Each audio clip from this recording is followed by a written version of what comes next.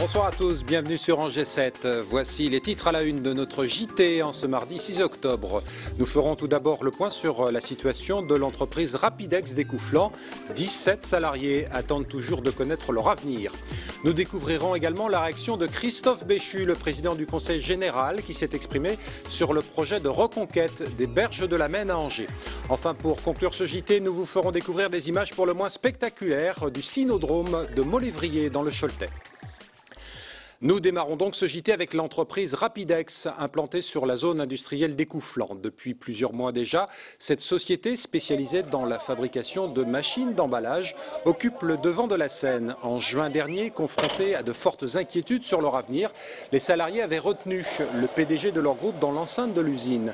En août dernier, un plan social a été finalisé avec le passage de 56 à 17 salariés. Cet après-midi, un nouveau comité d'entreprise était programmé sur le site, mais celui-ci ne s'est pas déroulé comme prévu, comme va nous l'expliquer Olivier Mollier. Les salariés de Rapidex en ont assez. Pour le faire savoir, ils ont réservé un petit comité d'accueil à la direction du groupe Martin, le propriétaire de l'usine d'Écouflant.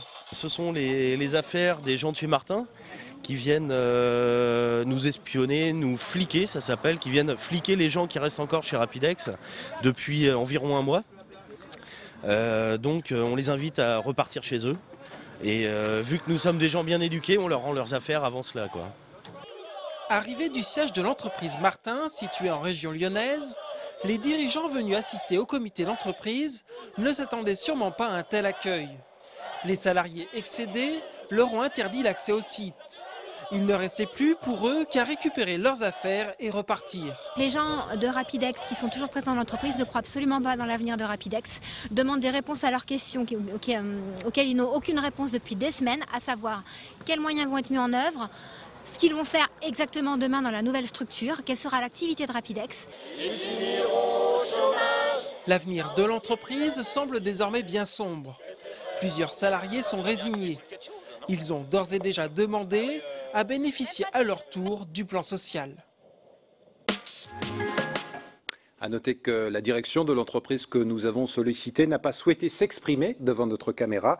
Cet après-midi, une réunion s'est tenue avec la direction des ressources humaines dans les locaux de la direction du travail. Mais les salariés disent ne pas avoir obtenu de réponse à leurs questions. Ils ont donc décidé d'occuper l'usine d'Écouflant jusqu'à nouvel ordre.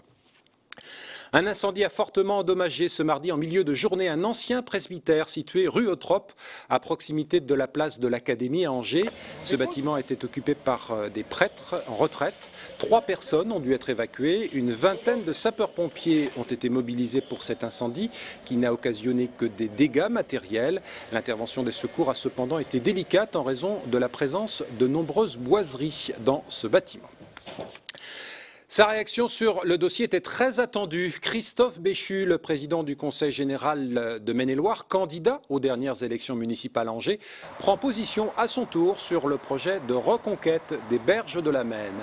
Je vous rappelle qu'en début de semaine dernière, Jean-Claude Antonini, le maire d'Angers, a lancé des études pour un réaménagement de cet espace s'étendant sur plus de 300 hectares. Christophe Béchu se dit favorable au projet, mais dénonce par contre la méthode utilisée par Jean-Claude Antonini. C'est ce qu'il a expliqué à Lisa Beauval. La manière dont le débat est lancé et introduit, la façon dont on s'apprête à lancer 600 000 € d'études, avec une prise de position du maire disant il faut boucher les voies sur berge pour construire des voies en surface, est une aberration.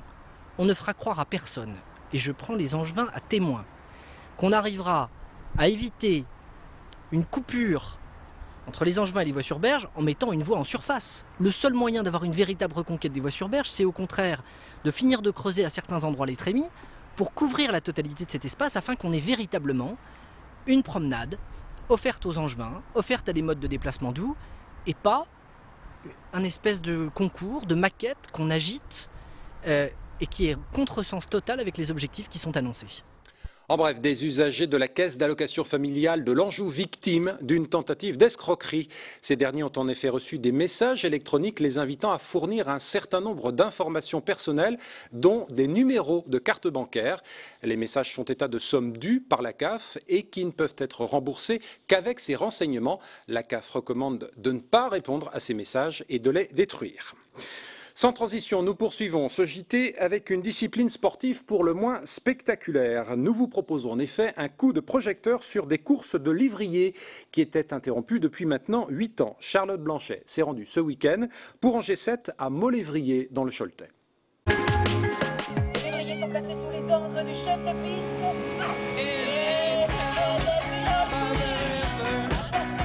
Difficile, très difficile de filmer une course de lévrier. Il faut dire que ces chiens courent vraiment très vite. Ceux-là, des whippets, vont à 60 km/h, mais les greyhounds, la race la plus connue, peuvent pousser des pointes jusqu'à 100 km/h. C'est presque aussi rapide que le guépard. Il y a une petite anecdote qui s'est passée en 1936 lors des JO de Berlin, où Jens Owens, quand il a gagné les JO, quand il est rentré aux États-Unis, il a souhaité faire une course contre un lévrier greyhound qu'il a malheureusement perdu.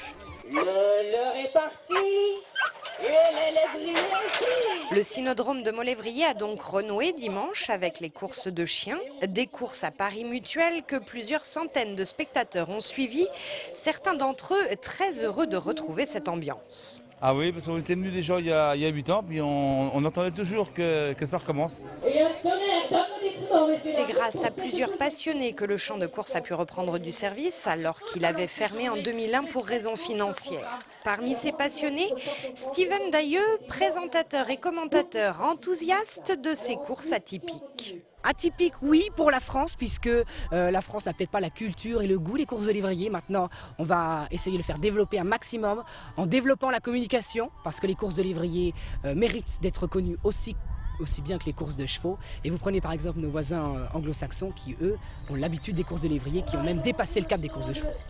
Steven et les autres rêvent aujourd'hui de voir le cynodrome de Molévrier accueillir autant de courses de lévrier que possible. L'an prochain, 5 ou 6 dates devraient y être programmées. C'est la fin de ce JT. Merci à tous de votre fidélité en G7.